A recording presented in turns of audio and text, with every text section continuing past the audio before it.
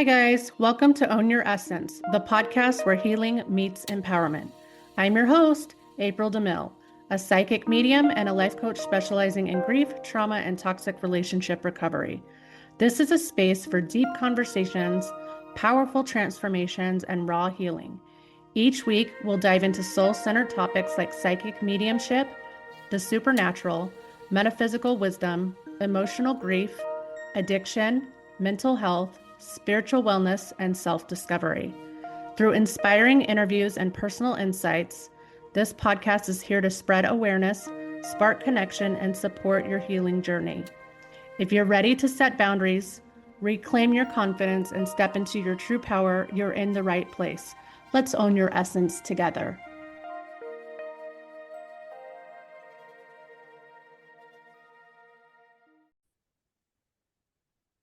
Hi, guys. Welcome back to another episode of Own Your Essence podcast, where we get to have deep transformational conversations with some of our favorite people. I am your host, April DeMille, and today I am your favorite person. I am here solo, and I had a guest on yesterday, and her episode's not going to air until I want to say December 14th, but it brought up some stuff. She's a friend of mine. Her name is Stephanie Webb, and we were talking about healing being linear, what we agree with that, how we agree with that or not. And then we talked about how it impacts, like dating, romantic life, as well as other relationships. But we were a little more directed at, dating life in that conversation. And it occurred to me in those conversations that, I've never really gotten on here and shared a whole lot about my own personal journey. I think little bits and pieces of the puzzle come out naturally when I'm, interviewing other people and I decide to share, a personal moment from my own history. But there have been moments in my life, as anyone else's, that were just big aha, like, this is the moment I knew I needed to change everything.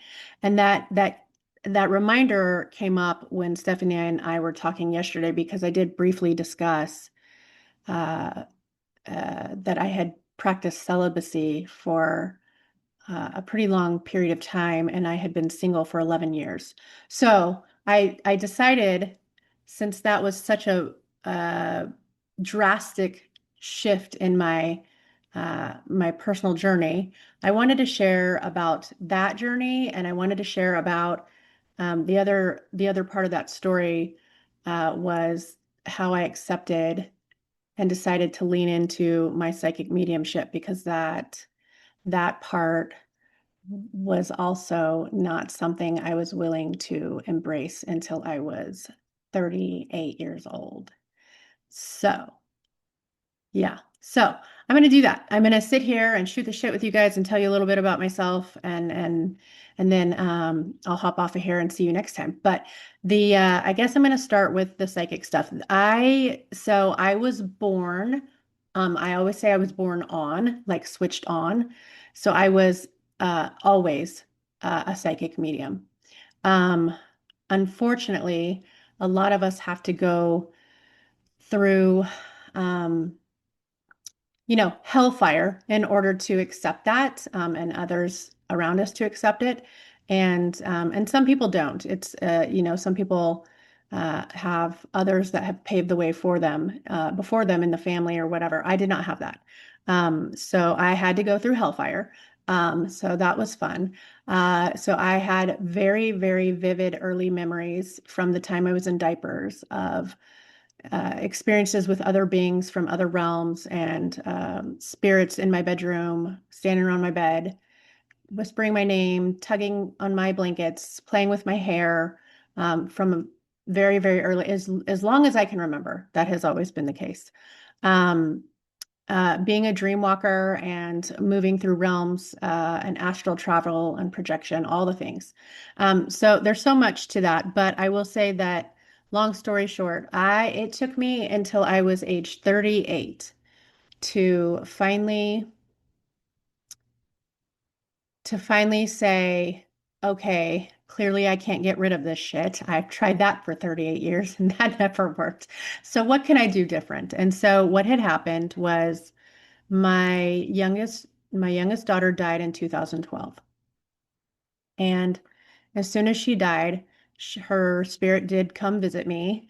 And, she told me that she was okay. And she told me that she was with my grandma. And I also saw my guide with her. And I knew that they had taken her, they had come for her and helped her transition. And that was a very traumatic moment in my life, for obvious reasons. But, after that, I would say that was probably the darkest night of soul that I ever experienced. Um, which that can happen, dark night of soul can happen multiple times and last for years and years. And believe me, mine did. It did not hold back at all. So that was definitely probably the darkest it ever got for me. And it stayed that way for many, many years. And what had happened was from 2012 until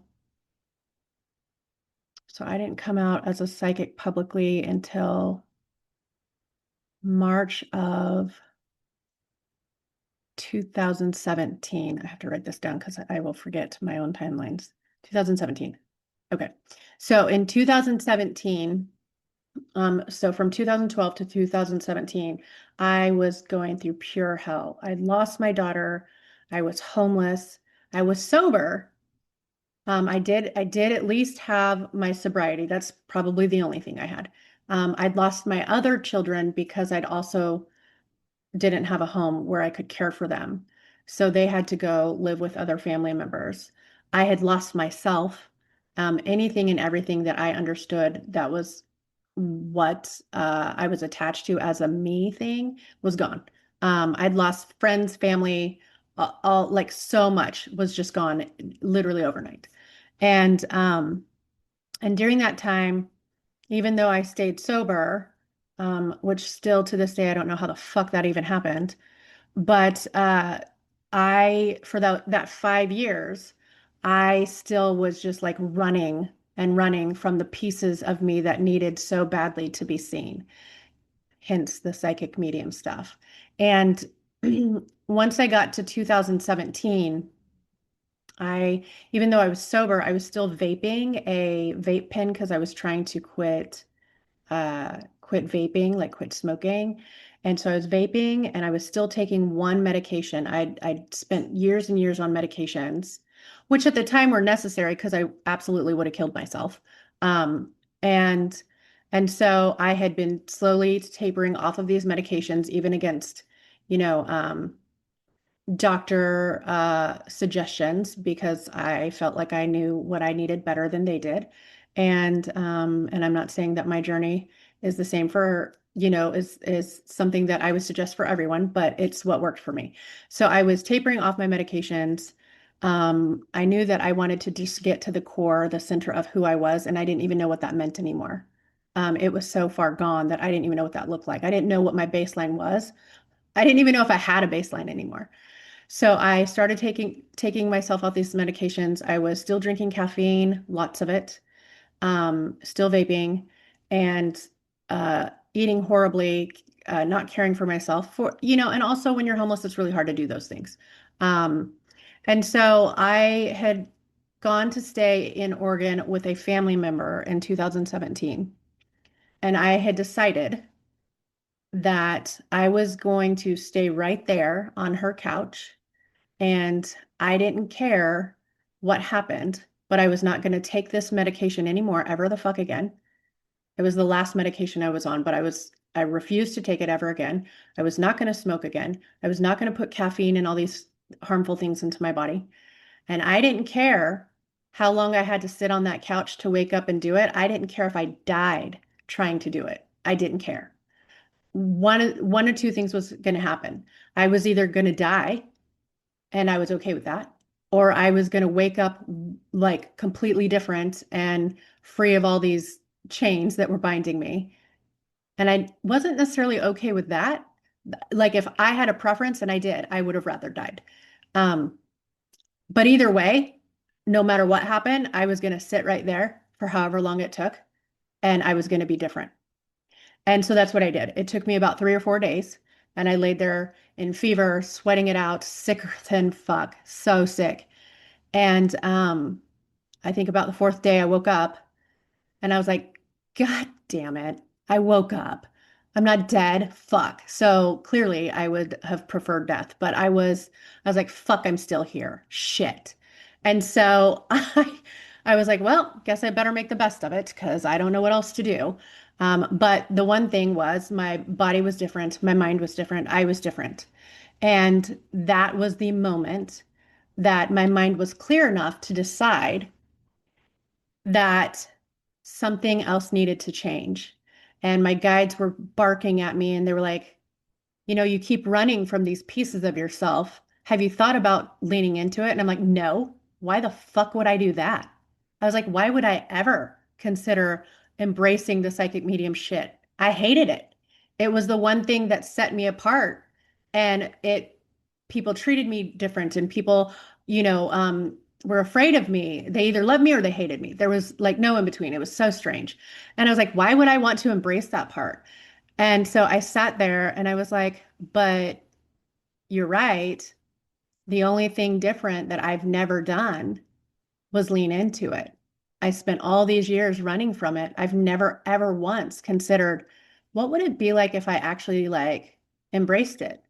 And so from that day forward, I decided to hug those pieces of me and embrace it. And it's it definitely was life altering. It shifted everything for my life. And I haven't gone back since. And all those people that did commit to misunderstanding me, a lot of them have a different understanding of who I am now, and that's been actually really beautiful. I wouldn't say my journey is over or complete. I am still trying to hug on some pieces of me that needed a little extra time to come around, especially because when you have a grief like that hits you that hard in your life, uh, it can slow down the healing that much more. And so it did. With that being said, the moment I accepted those pieces of me, my life did, again, like I said, change so drastically. I went back to school that same year. By fall of that year, I was already full-time enrolled to go to school. So I went to school for, I think, the next 2 years. Um, I had come back home to Texas and started reconnecting with, my children and, other family members, but I was definitely like nursing my my process because I was still so delicate and so new in this part of me that was coming out of the psychic closet. And so during that stretch between, coming back to Texas and getting ready to go back to school, I had this other really solid aha moment where I knew, again, something else needed to change. And that piece of me was throughout my life, um, just for a little context, I had been raised in a family with drug dealers and sex workers. And and growing up in that kind of dysfunction does a number on a kid to begin with. But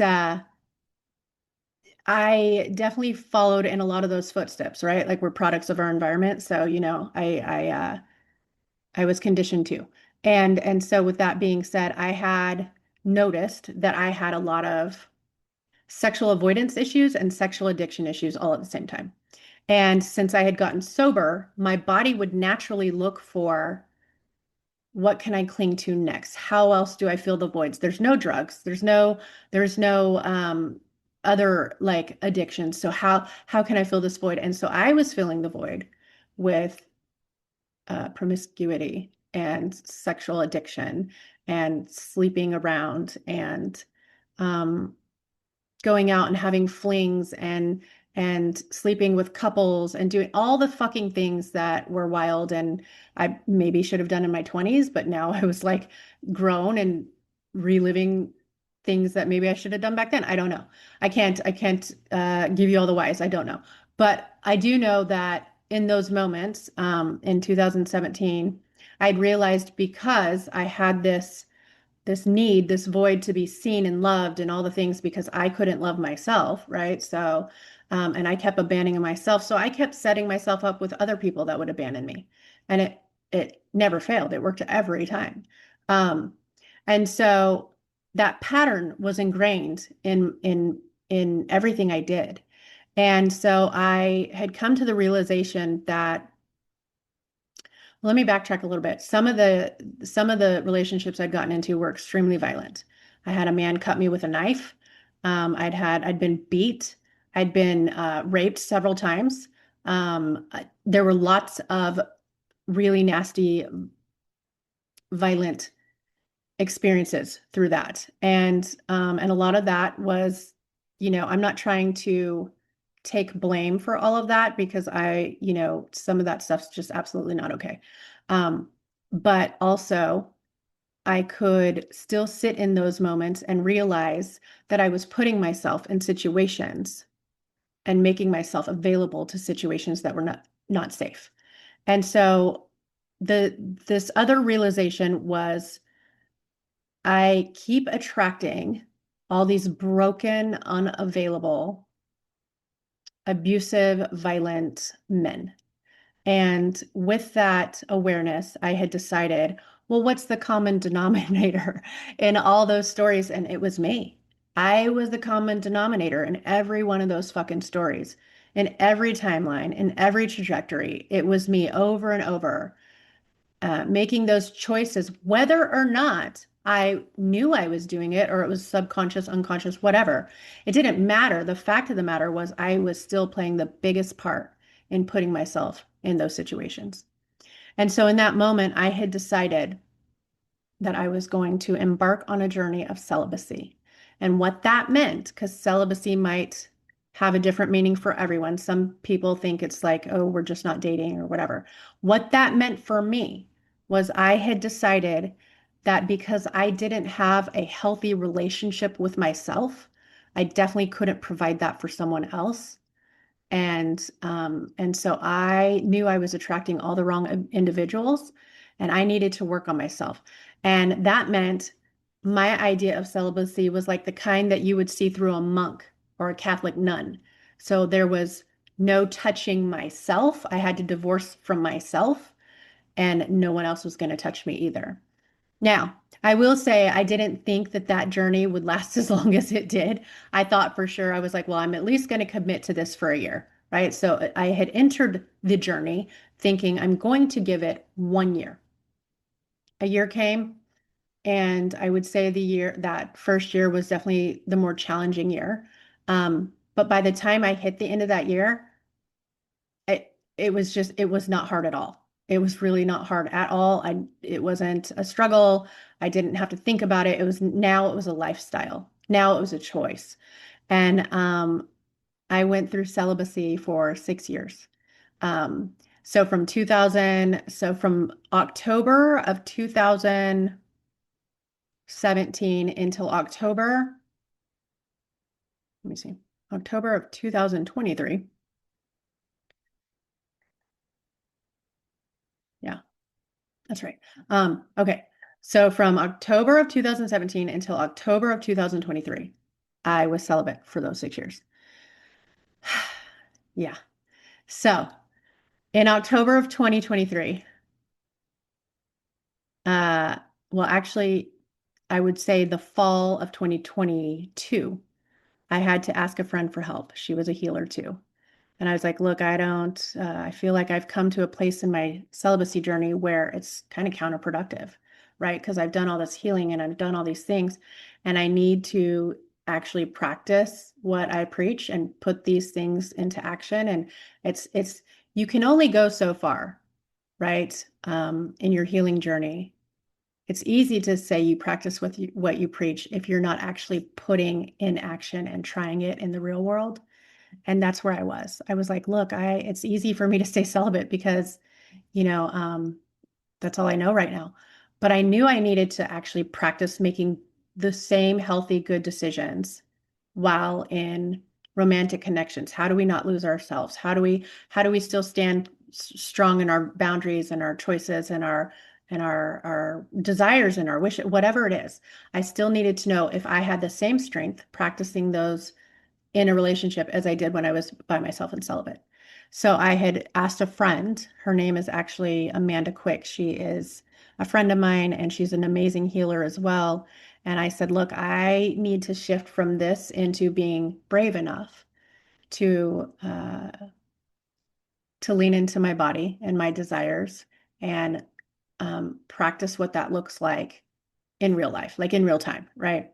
So she had done a session for me, and it helped me move through some energy, so I could be a little more open. I didn't want to bypass the fears. I wanted to recognize the fears, but still acknowledge that it is scary. It's almost like the best way I could explain it is like if you're coming out of jail and you're in a halfway house, or if you're coming out of rehab and you're released, and you're like, oh, I'm scared I'm going to go back to drugs or whatever, because you don't have the same accountability, right? It's not the same support. So it was like that. I was like, I'm scared that if I go from celibacy to, practicing dating and stuff again, I'm going to go fall right back into the cycles that I knew then, right? So that fear is always in the back of your mind. And so that's what I was afraid of. I was like, I knew I needed to do the thing, but I was so scared to do the thing because I didn't want to go fall backwards, right? So that's kind of what happened. And so I needed her to help me move through those fears so I could embrace the fuck it, what if? I mean, if that's what happens, then I try again, right? So at that point there was no wrong answer. And so I had her help me move through that. And then literally by the next year, October of 2023, I did start dating, and I did start having experiences and interactions where I could practice what I believed in, and practice what I preached, and practice asserting myself, and practice showing up for myself in romantic relationships as the healthiest version of me that I'd ever been. And so that was another thing that I knew that needed to change. And it did absolutely alter everything in my life. And so I felt like it was important to kind of share a little bit about that journey, just because, I guess I needed to kind of piggyback on some of the stuff that Stephanie and I talked about yesterday in our episode together. So anyway, I realize I've just been rambling here for like 30 minutes about some pretty potent stuff, but I am going to hop off of here. I just wanted to share some of those impactful moments in my path, and give you guys a little bit of I guess a little chance to, look at some of the puzzle pieces that make up who I am. And so with that, I'm going to say goodbye, and I will talk to you guys next time. Bye.